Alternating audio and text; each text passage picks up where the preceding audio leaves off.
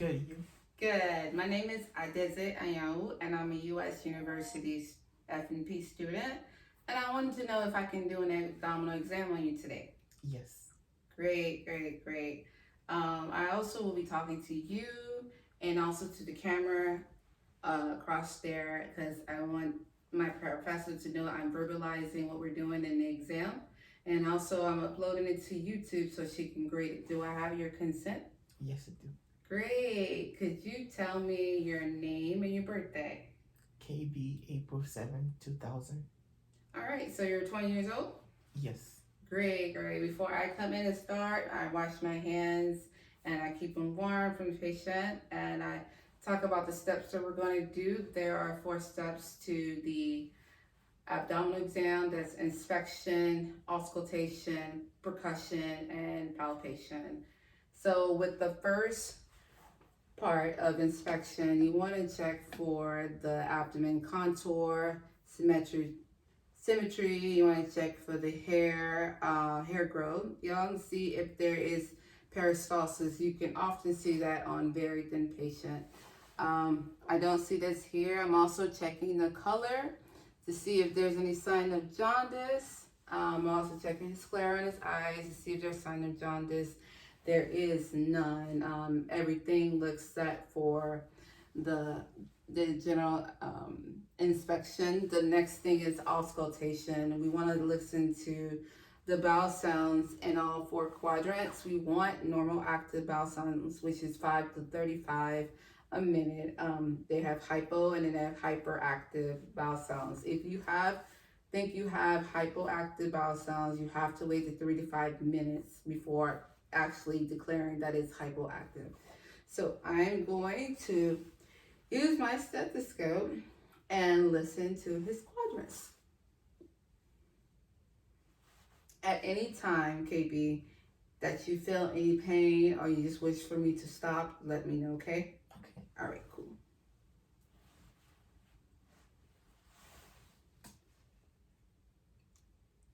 All right.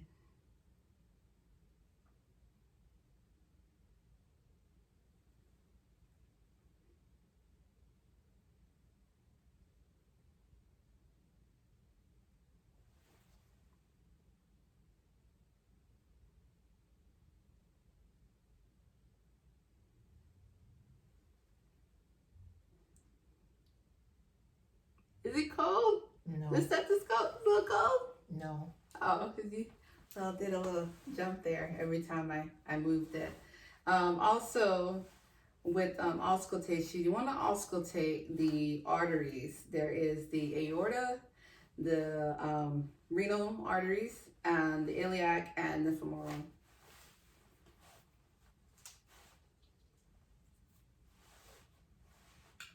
I like your belt. Thanks. Okay.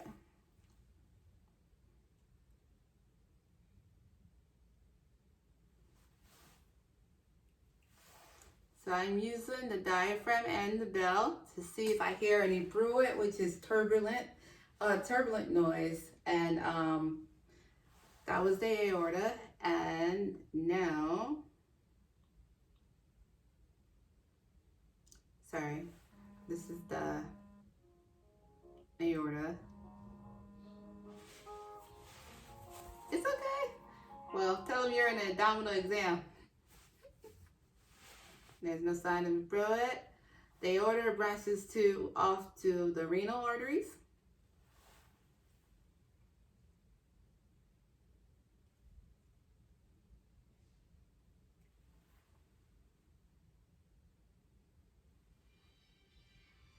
Then the iliac arteries.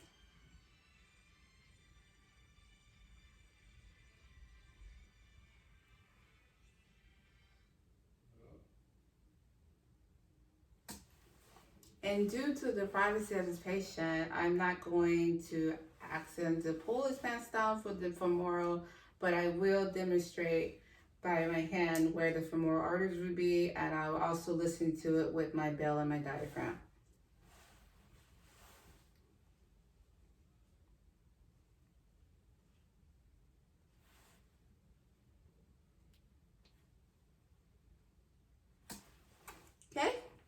So the next thing is that we're going to use percussion. This is the fun part. So, KB, I'm going to use my hands and do some tapping over your areas of your abdomen, okay?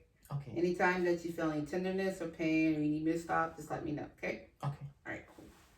So percussion, you're going to see tympany or dullness. Tympany means that there's a areas full of air, and then and dullness can be a solid organ or fluid.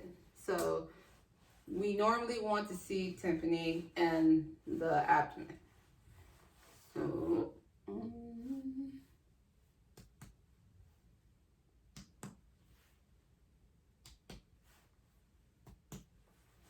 okay?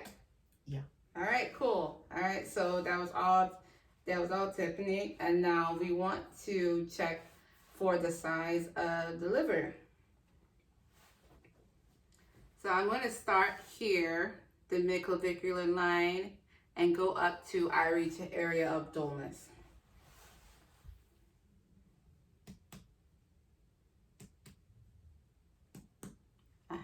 There it is. All right, so I'm going to start up here to see from up here towards the lungs and go down to reach where I stopped here and measure where the size of the liver. So it's here. It's about maybe 7 centimeters, which is normal. 6 to 12 is normal, so that is great. I'm also going to percuss for the spleen. Typically, you won't be able to percuss the dullness in the spleen, but people with enlarged spleen, you definitely would be under the 10th intercostal space. All right, sorry if my hands are cold.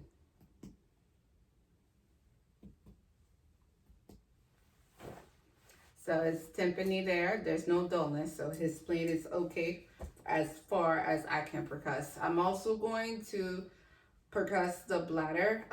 For the bladder, it would be dull if he needs to urinate, if his bladder is full, or you'll percuss tympany if his bladder is empty. Do you feel like you need to use the restroom? No. Okay. All right. This is where I would be for the bladder. All right. So the next thing is palpitation. We're gonna start with light palpitation. Let him get used to the pressing movements. Definitely, KB, if you feel any pain or tenderness, definitely let me know. We're going to move on to deep palpation in all 4 quadrants. We're going to assess the spleen and also assess the liver with palpation. Okay. Right. And see if we feel any masses, any borders of organs. Even though KB's relatively fit and thin, I don't feel anything. Next, we're going to palpate the liver with inspiration. So we're going to see if I'm able, and most people aren't able to palpate the liver. That's okay. But you do need to do a second check if with inspiration you're able to palpate the edges of the liver. So, sorry if my hand's cold. Deep breath. I was able to palpate, but I pressed deeply. I'm also going to go to the other side, and under the 10th intercostal space, I'm going to palpate for the spleen. Okay, so you may feel my pressing, deep breath, and I do not feel the spleen. I do not feel an organ.